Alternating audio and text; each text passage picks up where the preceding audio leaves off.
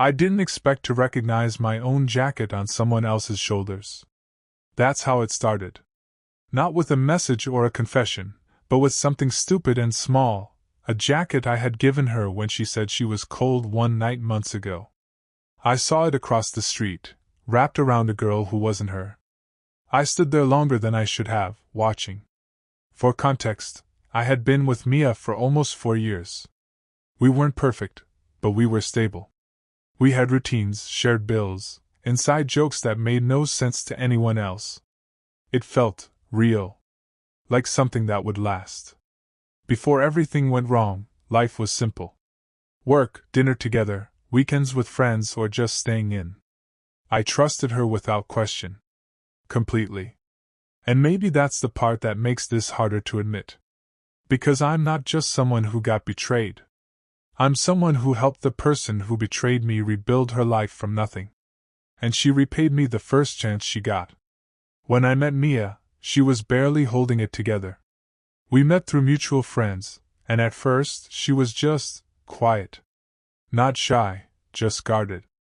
Like someone who had already been burned too many times. I didn't push. I just stayed consistent. Eventually she opened up. Her ex had cheated on her, left her with debt, and basically disappeared. She had to move out, crash with friends, start over from scratch. No savings, no stability, nothing. I remember thinking, how does someone just abandon another person like that? So I stepped in. Not in some heroic way, just small things. Letting her stay over more often. Helping her move.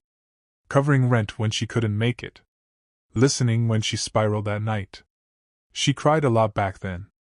Said I was the first person who made her feel safe. I believed her. Looking back now, I wonder if she believed it too, or if she just needed someone to carry her until she could stand on her own. The relationship grew naturally after that. She started staying at my place more than hers. Eventually, we just stopped pretending and moved her things in. It felt right. Easy. Like we were building something together. There were moments that should have bothered me.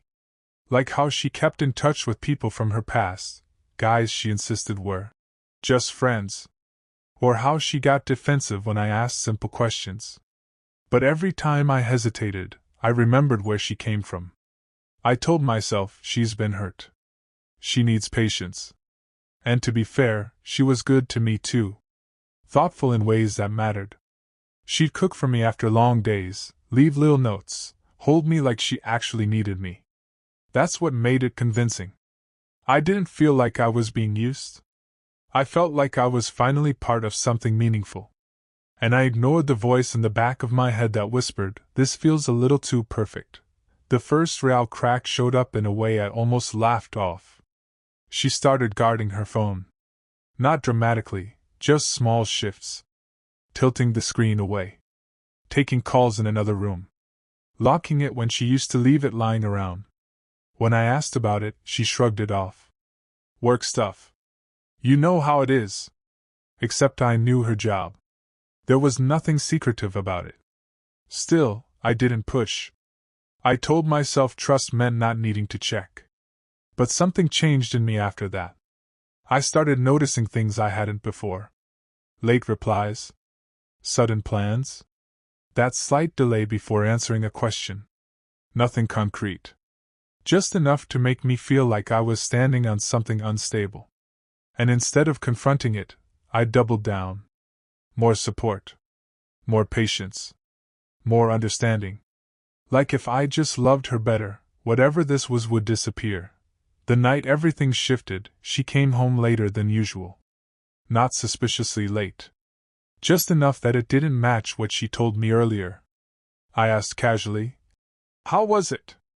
She hesitated. That tiny pause. Half a second. Most people wouldn't notice it. But I did. Fine, she said. Too quickly. Then she went to shower immediately. I remember sitting there, staring at the closed bathroom door, feeling something I couldn't quite name yet. Not anger. Not even jealousy. Just unease.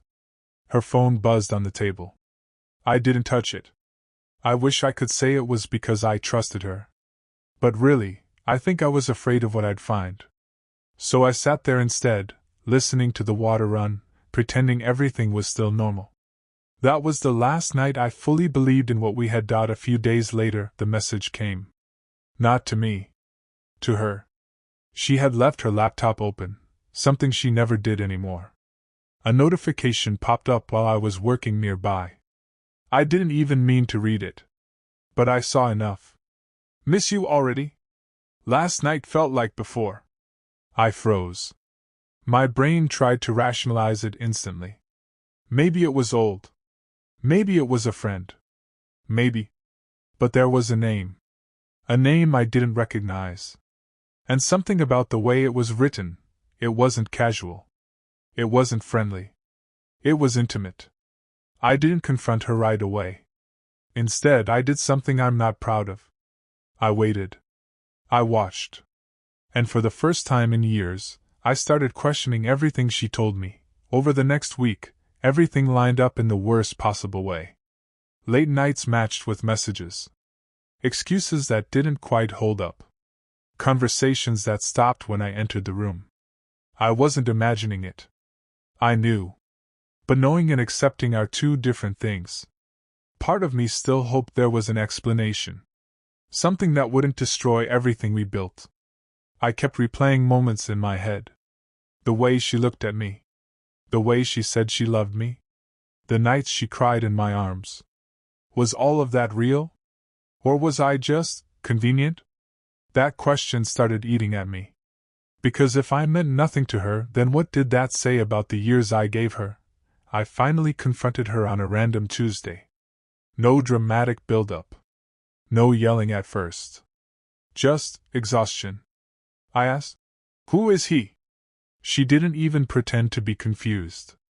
That hurt more than anything. She just sat there, quiet, like she had been waiting for this moment. "It's not what you think," she said. Which, of course, meant it was exactly what I thought. I pushed. Asked how long. Asked why. She gave vague answers at first. Avoided specifics. Then eventually it came out. It wasn't new. It had been going on for months. Months. While I was helping her. Supporting her. Trusting her. She was already looking for something else. The worst part wasn't even the cheating itself. It was who she became while doing it. Cold. Detached. Like I was the one overreacting. "You don't understand," she said. "I needed to feel something different. Different. After everything we built, everything I gave her. I was just not enough." I remember laughing at that point. Not because it was funny. Because it was so absurd I didn't know how else to react.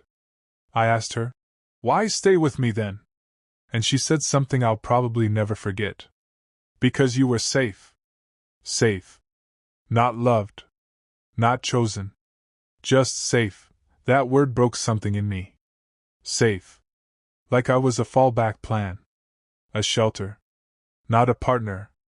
I felt stupid. Not just hurt, stupid. For believing her. For defending her. For ignoring every red flag because I thought I was being understanding. I started questioning everything. Were her tears real? Were her "I love yous" real? Or was I just useful? She tried to explain it in a way that made her sound confused, lost. Like she didn't mean to hurt me. But intent didn't matter anymore. The damage was already done. And for the first time, I saw her clearly. Not as the person I helped. But as someone who took what she needed, and moved on when something else came along. We argued for hours that night. Not the kind of argument where voices explode and things get thrown. It was worse than that. It was slow, suffocating, like peeling layers off something rotten and realizing there was nothing solid underneath. She admitted she felt trapped by stability. That word didn't even make sense to me at first.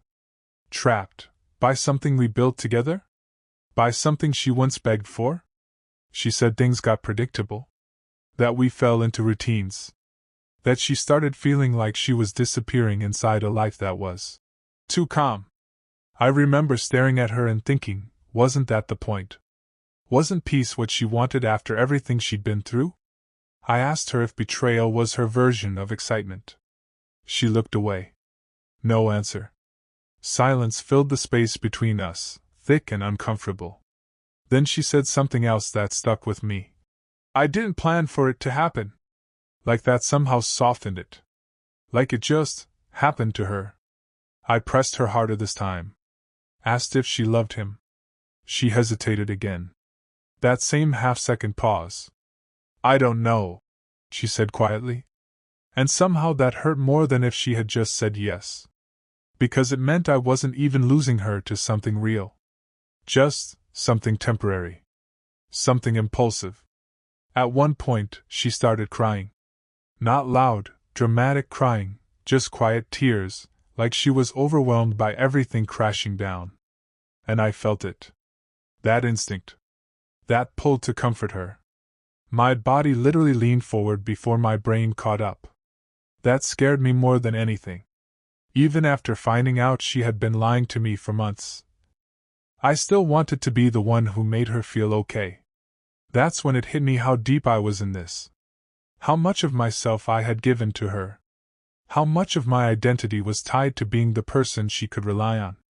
And how dangerous that was. Because in that moment, I realized something ugly about myself too. I had built part of my self-worth around being needed. And she had taken advantage of that without even thinking twice. The next few days felt unreal, like I was moving through someone else's life. We still lived under the same roof, but everything had shifted in a way I can't fully describe. It wasn't just tension, it was emptiness. We spoke less. Avoided eye contact. Moved around each other like strangers who accidentally ended up in the same apartment. She tried, in small ways. Asked if I had eaten. Offered to cook once. I said no. Not out of anger. I just couldn't accept anything from her anymore without feeling sick. At night, we slept on opposite sides of the bed. No touching. No accidental brushing of hands. Just distance. I started noticing things I hadn't before. The way she would stare at her phone, then quickly lock it. The way she seemed distracted. Like part of her was somewhere else entirely. I didn't ask if she was still talking to him. I already knew the answer. Friends started asking questions. Everything okay with you too? You've been quiet lately. I brushed it off every time. Just tired.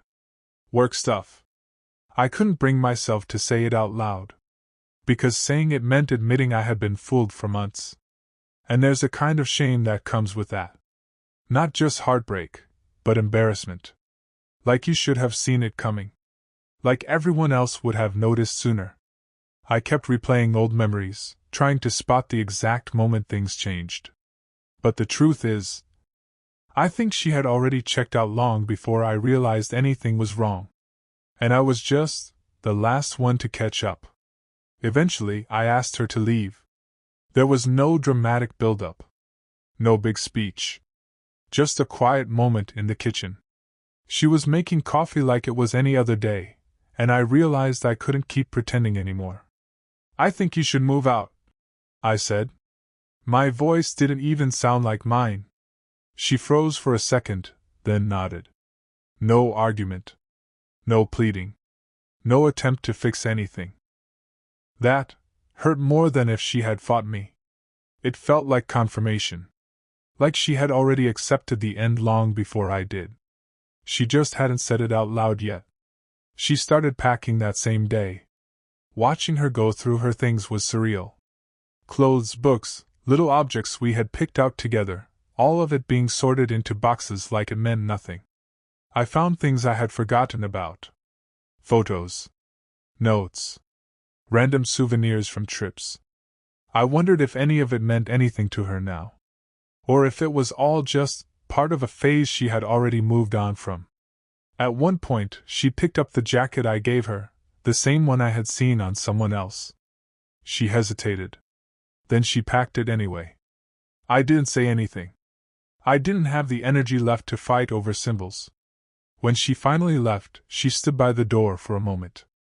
"I'm sorry," she said. I nodded. But I didn't say it back. Because I didn't believe it mattered anymore. After she left, the silence wasn't peaceful. It was heavy. Suffocating. The kind of silence that makes you aware of every little sound, the hum of the fridge, the ticking of a clock, your own breathing. I didn't know what to do with myself. For years, my routine had included her in every small way. Now there was just space. Too much of it. I kept replaying everything in my head. Every conversation. Every moment she smiled at me. Every time she said she loved me. I tried to pinpoint when it stopped being real. But I don't think there was a single moment. I think it faded slowly. While I was still fully invested. That's what makes it harder to process. If there had been a clear break, a clear reason, maybe it would be easier to accept. But this was gradual. Messy. Unbalanced. I started questioning my own judgment.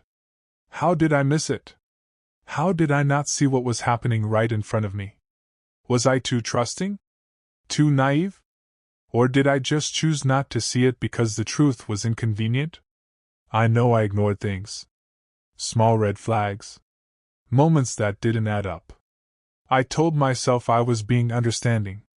That love meant giving someone space, trusting them even when things felt off. But now I wonder if that was just denial. Still, none of that excuses what she did. That's something I keep reminding myself. Because it's easy to turn all the blame inward. To think if I had been better, this wouldn't have happened. But deep down, I know that's not true. People don't accidentally betray you for months. That's a choice. Repeated, deliberate choices. It's been a while now. Long enough that things look normal from the outside again. I go to work. I see friends. I laugh when I'm supposed to. Life didn't stop. But something in me shifted in a way I don't think will fully go back. Not in a dramatic, broken way. Just quieter. More guarded. I notice things now. Small inconsistencies. Changes in tone. The way people avoid certain questions. And I hate that I do. Because I used to be someone who trusted easily. Who believed people when they said they cared. Now there's always that voice in the background. Asking questions I didn't used to ask. Are they being honest? Or am I just convenient again? I don't like that version of myself. But I also don't know how to turn it off. Sometimes I think about her. Not in a, I want her back, kind of way. More like, trying to understand. Trying to figure out how someone can take everything you give them, build a life with you, and still choose to risk it all for something temporary. I don't have an answer. Maybe there isn't one. All I know is this. The person I was before her believed that helping someone, loving them, being there for them, it meant something permanent. Now I know it doesn't. Sometimes you're just a stepping stone. And by the time you realize it, they're already gone.